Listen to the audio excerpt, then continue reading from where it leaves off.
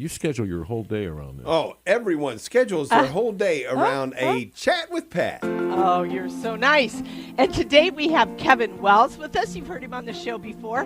His latest book, Coached by the Cure, Lessons in Shepherding with St. John Vianney. I always mess that up. It was just released by Scepter. Also, I interviewed him on The Virtuous Life on the book, The Hermit, the Priest Who Saved a Soul, a Marriage, and a Family. That was an excellent book. That was released by Ignatius Press. But today, we're talking about an article he wrote in Crisis Magazine, Elegy of Darkness and Light in a Country Churchyard. Welcome, Kevin. How are you doing today? Pat, wonderful. It's great to be speaking to you again.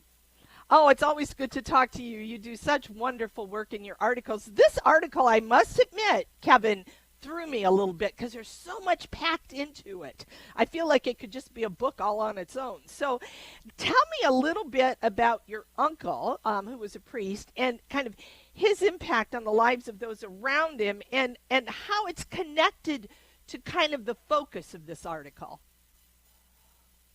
Very good, Pat. Well, without taking your listener too deeply into it, so I do a fair amount of writing and speaking, and of late I've been taken to some of my uncle's old parishes, his former parishes, and running into quite a few people that were reminding me of his priesthood. And many of your listeners, most of your listeners won't know, but my uncle was murdered in his rectory in the year 2000, a quarter century ago. And he, at that point, I think it's fair to say that maybe hundreds of priests in the D.C. area, and I think maybe tens of thousands, really, of laity would tell you that my uncle was truly a priest of God, attuned to souls. And he was magnanimous. He loved the Eucharist. He loved Mary, and he had joy. And when you have that as a priest, you're just going to be explosive. And when he died,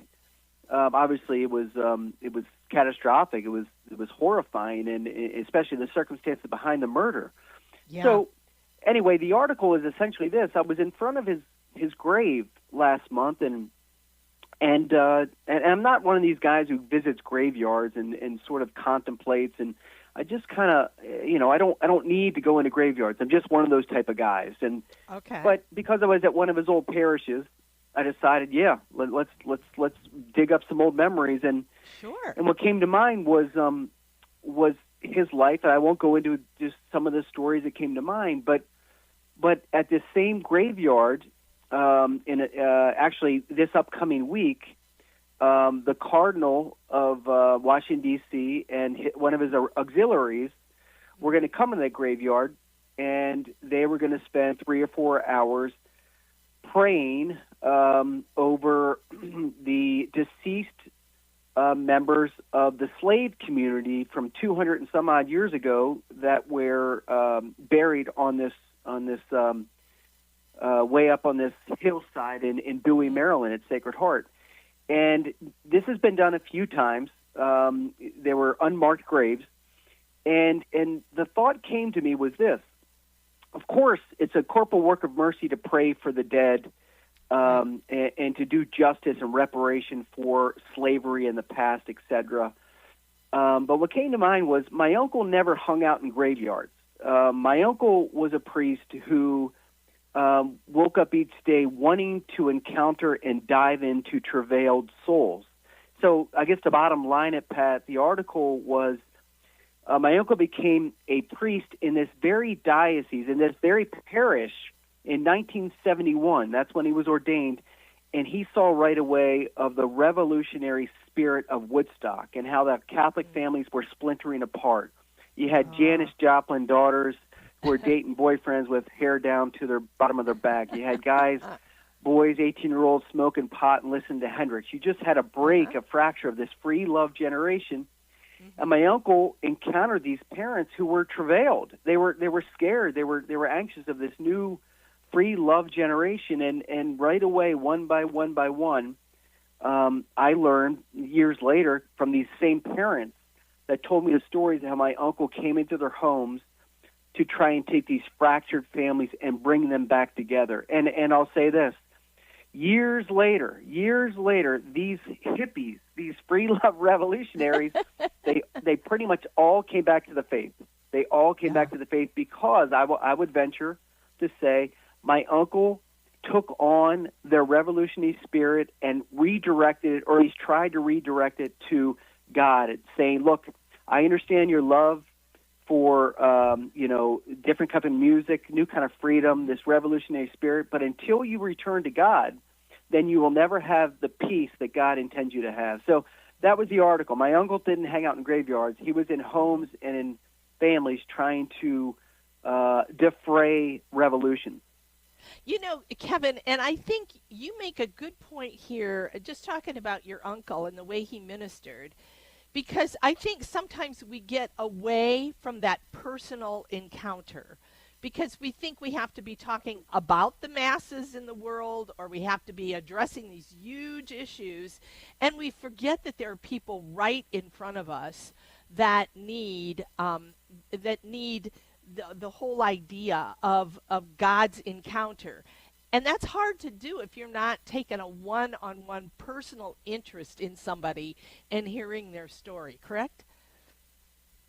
Absolutely, Pat. I to be candid, I think over these past 5-6 years, we've been hearing a lot about the synod and synodality and the concern for the marginalized, and we must build bridges, and we hear about the protection of the ecology, but what I've not heard a lot about is the soul. And at the end of the day, the only thing that matters is when we're naked and alone on our judgment day before Jesus. And until I think our church really comes back to that dimension of us as individuals, identifying, are we on that narrow path that's going to take us to the good Lord one day, who'll say, welcome to my kingdom, or are we going to be on this new path, it seems to me, where the church is taking a wider look at things, I'll just say it, worldly things.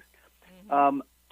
So I guess I'll say it again, Cardinal McElroy and Bishop Campbell, God bless their leadership, but Cardinal McElroy is a big fan of the synod and synodality. I don't know if there was a bigger backer of God bless his soul, Pope Francis and the synod, and Bishop Campbell. It's the same way, and I understand their attention to more worldly concerns, but again, I think the priest who truly knows the burden of his identity wakes up every day saying, "Get me in front of souls. Like I want to speak to souls," and that's what I think I tried to address in the article.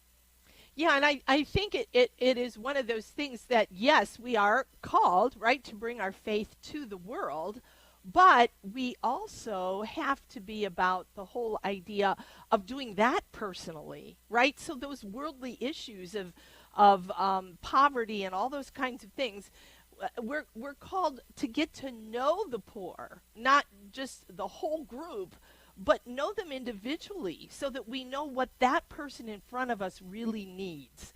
And I think that's a big issue. I always tell my students, it's easy to throw money at stuff. It's a lot harder to get to know them and know what that person in front of me needs so that they can come to the kingdom of God, right?